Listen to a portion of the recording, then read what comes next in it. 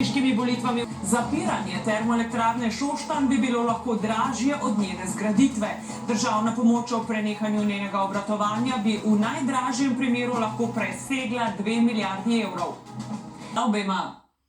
Če kdo misli, da je problem Teša rešljiv za manj kot 2 milijardi, se zelo moti. Tako dramatično opozorilo je bilo med drugim slišati na seji odbora za infrastrukturo, na kateri so se poslanci seznanili s tveganji predčasnega zaprtja termoelektrarne Šoštanj in premogovnika Velenje.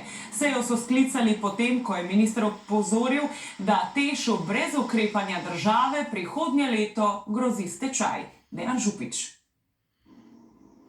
Teš in premogovnik Velenje naj bi imela v prihodnjem letu do 200 milijonov evrov izgube. Glede na izračune bo leta 2028 cena električne energije padla pod ceno emisijskih kuponov. Kar seveda pomeni, da ko se v imenu Teša proda električna energija na trgu in kupi CO2 kupone, nastane praktično več nič za pokrivati niti premog, niti ostale energente, niti aditive za oživljevanje, kaj šele amortizacijo, vzdrževanje, remonte potrebne. Minister Kumer je napovedal intervencijski zakon, po katerem naj bi se Teš s 1. januarjem preoblikoval v javno službo za oskrbo s toploto v Šaleški dolini. Teš tako primarno ne bi več obratoval zaradi proizvodnje elektrike.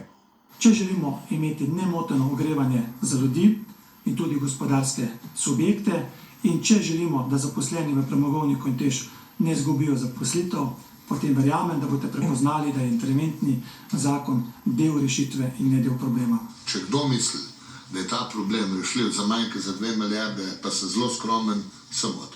Predstavniki lokalnih skupnosti opozarjajo, da bo zeleni prehod plačan iz njihovih denarnic.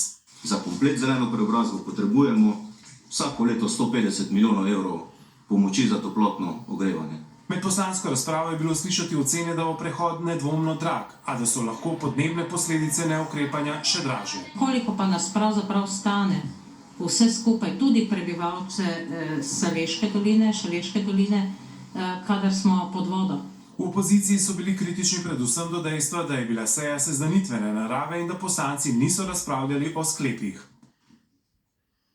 Sago Teša spremlja tudi kolega Marko Milenkovič. Marko, kaj pravijo številke? Bo zapiranje Teša 6 res dražje od 1,4 milijarde evrov, kolikor smo seveda plačali izgradnjo? Te številke so res precej neizprosne. Tudi težave Teša se začnejo pred samo naložbo. Namreč zagotovljena cena velenjskega premoga, na kateri je temeljila rentabilnost celotnega projekta, je bila povsem nerealna. Več kot 2-krat nižja od dejanske cene premoga v lanskem letu.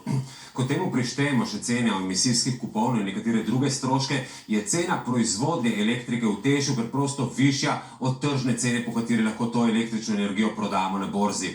No in desetletju obratovanja Teša 6 sta tako Teš in tudi premogovnik Velenje zabeležila že dobro milijardo evrov čiste izgube. To luknjo je doslej pokrival krovni holding Slovenske elektrarne, ki je vanjo v tem obdobju vložil že 800 milijonov evrov dodatnega kapitala. Ampak Teš bo tudi v prihodnje potreboval približno 200 milijonov evrov na leto, vendar pomoč kot doslej ne bo več dovoljena. Zato se nekako preigrava 3 scenarije. Po osnovnem Teš nemoteno obratuje do leta 2033, ko se začne zapirati, tudi premogovnik, ampak to bi nastalo kar 2,2 milijardi evrov. Drug scenarij predvideva postopno ugašanje, zmanjševanje proizvodnje v Tešu in premogovniku spet do leta 2033, ko se jo dokončno zapre, a tudi ta scenarij zahteva kar 1,8 milijarde evrov. Zato bi po tretjem scenariju Tešu gasnili že leta 2029, torej prej kot na polovici predvidene življenjske dobe, kar bi približalo tudi zapiranje premogovnika. In to bi nastalo zgolj milijardo evrov. No, torej v vsakem primeru bodo izgube termodivizije presegle tisto osnovno ceno naložbe in utrdile sloves največje afere. Marko, hvala. Prvič po 2 mesecih